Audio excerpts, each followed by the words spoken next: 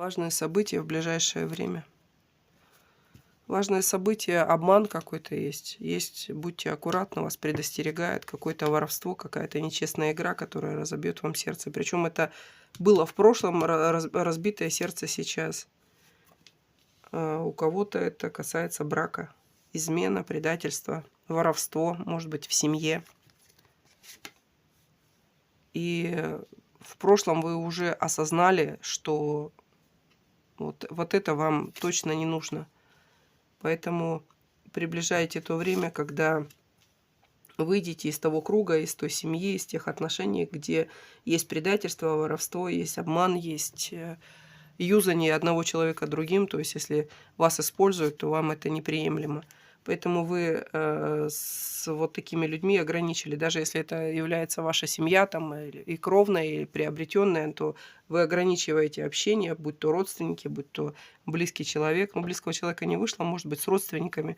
Ограничили отношения. Да, нет, вот он вышел, бывший ваш главный человек вышел, отвернувшись от вас, и вы предпочитаете не общаться с таким человеком, потому что вот для вас так. Или вас любят, или не любят. А если не любят, то смысл общаться.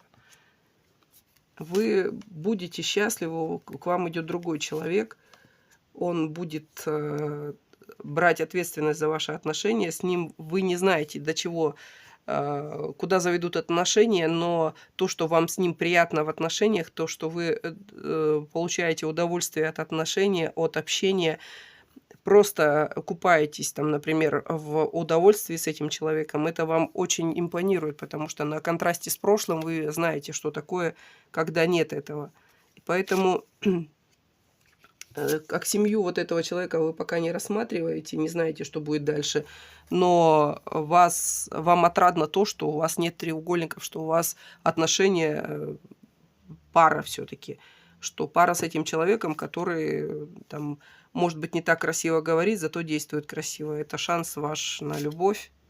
И да, это, в принципе, не только шанс, но это и настоящая любовь, дарованная свыше. Вы просто уже, имея опыт прошлого, вы видите на сравнении, на контрасте, как бывает, и как должно быть, и как не должно быть.